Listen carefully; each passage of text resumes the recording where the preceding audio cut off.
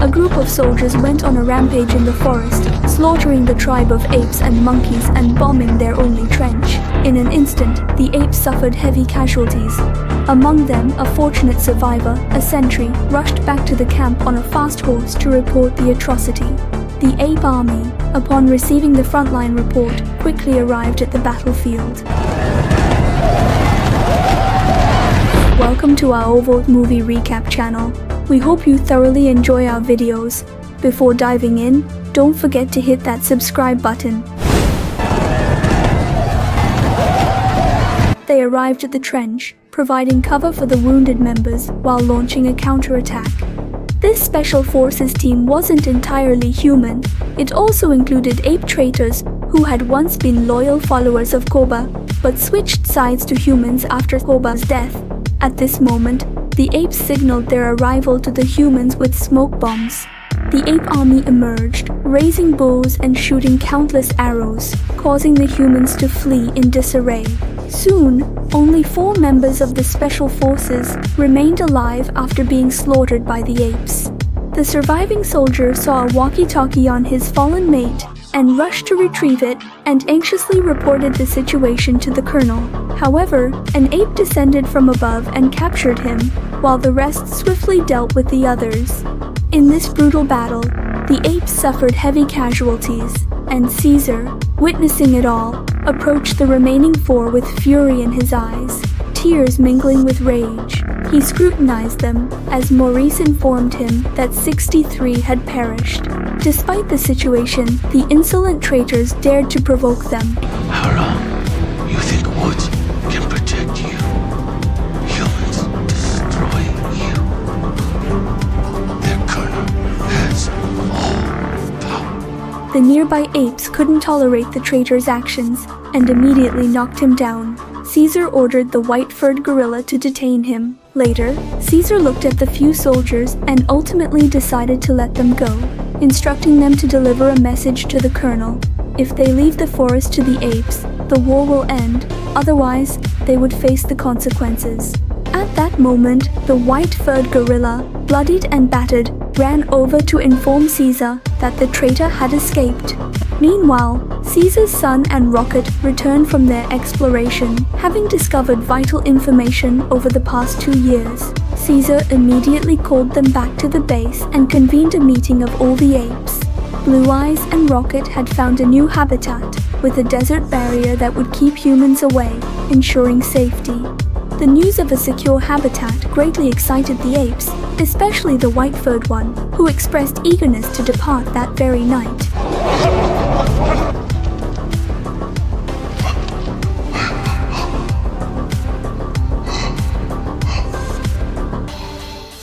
However, Caesar insisted on finding a safe route first, as this mission was critical for the survival of the ape tribe.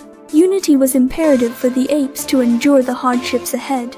At night, Caesar silently watched over his wife and son as they slept. Suddenly, several green lights appeared above the waterfall. Approaching, Caesar discovered they were human ropes. He immediately woke his son and instructed him to guard his mother while he swiftly found Luca to gather a team. By the way, if you enjoy our movie recaps, we're currently hosting a giveaway for our audience. We're excited to announce that a brand new scooter awaits one lucky subscriber. Don't miss out. Subscribe and follow us to stay tuned for more updates. Meanwhile, on the other side, soldiers approached Caesar's wife and son. Fortunately, Blue Eyes swiftly dealt with one as he descended from above. However, to their surprise, there was another soldier behind them. On Caesar's side, after assembling the team, he heard through the walkie-talkie that Blue Eyes was in danger and rushed towards the entrance, but it was too late. At that moment, the colonel had already hooked onto the rope, preparing to evacuate.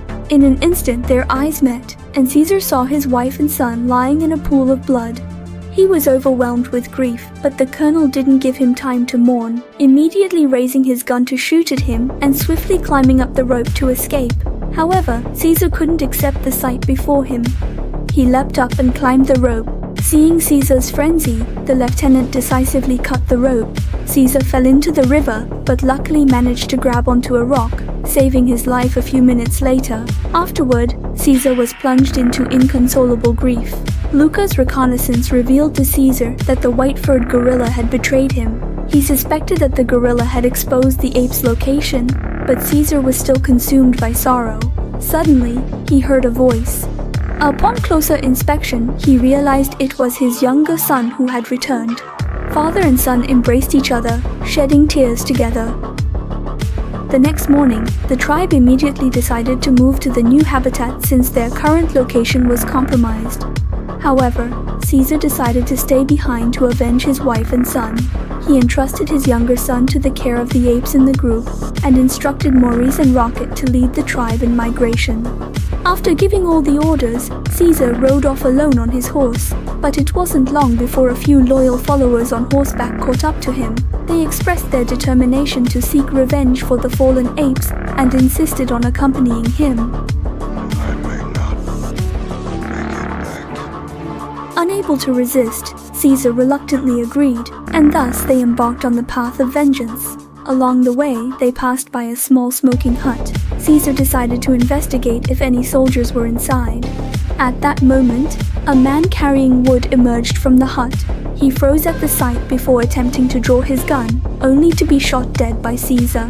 Caesar, now consumed by a desire for revenge, was no longer as merciful as before, resembling Koba from years past. Suddenly, Caesar heard a noise, and what followed next caught his attention. The apes kicked open the door, only to find a messy scene, disappointing them. However, another room emitted faint sounds, drawing Caesar's attention.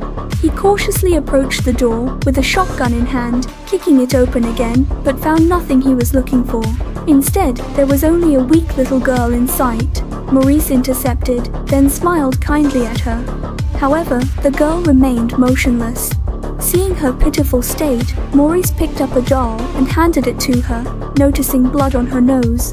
Witnessing her vulnerability, Maurice pleaded with Caesar to let him take her along, as she wouldn't survive alone, being not only weak, but also unable to speak. After considering, Caesar reluctantly agreed to the request. Immediately, they mounted their horses and continued on the path of revenge. They passed through long stretches of beaches and entered mountainous pathways.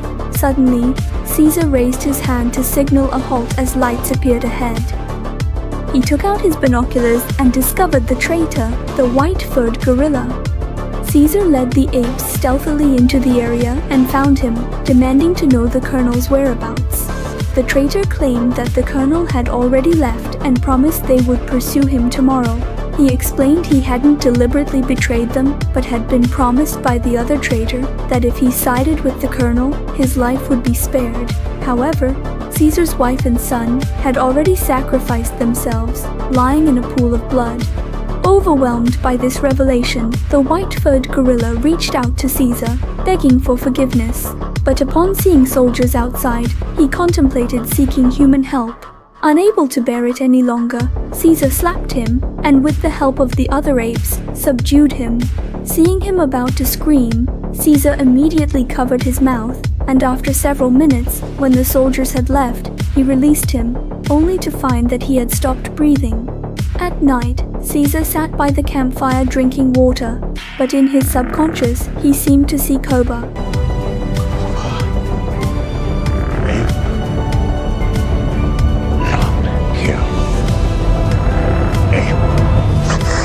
Suddenly, Caesar opened his eyes, realizing it was Maurice who had awakened him, informing him that the soldiers had set off.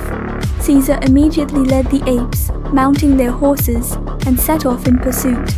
Several days later, they reached a place where snowflakes were falling heavily. Caesar observed as they approached the stopped vehicles, only to find 3 dead soldiers with fatal wounds, all bleeding from their noses and unable to speak. Maurice noticed their symptoms were similar to the girls.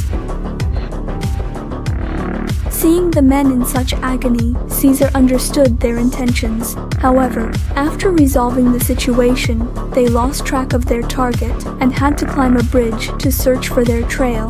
Suddenly, a mysterious figure appeared, stealing weapons from their bags. Luckily, Luca noticed him in time, but he managed to escape on horseback. They had no choice but to chase after the thief, leading to a fierce pursuit in the forest. The mysterious man fired shots to hinder Caesar, and when they caught up, only a horse remained. They followed the tracks to a house and cautiously entered. Tracking the footprints, they eventually found the thief hiding inside the fireplace. Upon hearing Caesar chambering around, the thief immediately threw out the stolen items and slowly approached with his hands raised. Then, Bad Ape noticed the little girl shivering nearby. He quickly took off his down jacket and handed it to the girl. As night fell, Bad Ape lit a bonfire. Seeing so many new friends, he pulled out some old biscuits he had found and shared them with everyone. Amidst the joy, Caesar picked up a package and noticed the address on it. Bad Ape quickly explained that it was found inside an abandoned military base. Rocket suggested it might belong to the colonel, and, after contemplating, Caesar immediately decided they would set off the next day. Throughout the night, Caesar didn't sleep. When morning arrived, Luca approached the little girl and then reached for a twig, plucking a flower and placing it by her ear.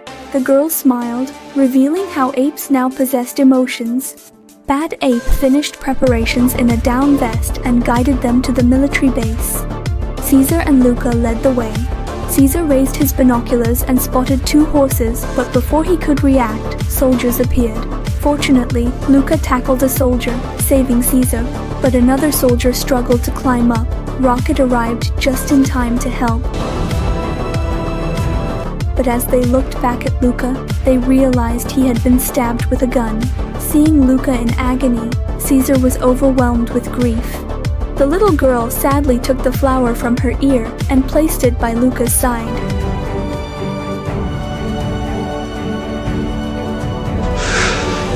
It was a mistake bringing you up. This is my fight. I will finish this alone. Now, join the others. With that, Caesar embarked on the journey alone. After traveling for some time, they finally reached near the base, but found the ape warriors tied up on wooden frames. The more Caesar looked, the more anxious he became, until he reached the edge of a cliff and saw all the tribe members imprisoned in cages. His heart shattered. Suddenly, he heard the breathing of the ape warrior behind him. Caesar ran over to untie the ropes and rescued him. The ape told Caesar that the colonel was forcing the apes into labor, but before he could finish speaking, he collapsed. As Caesar pondered, the traitor launched a surprise attack. When Caesar regained consciousness, he found himself in front of the colonel. He lunged at the colonel in a frenzy but was tightly controlled by the traitor. The colonel decided to imprison Caesar in a cage too. On the way, Caesar saw his son and many young apes held together. Caesar himself was detained with the tribe members. Seeing Caesar imprisoned, they all felt disheartened. One ape told Caesar that they had endured too much suffering and hadn't received any food or water. The apes, weakened by hunger, risked being beaten by humans. Witnessing the suffering of his tribe, Caesar could no longer bear it. Leave him!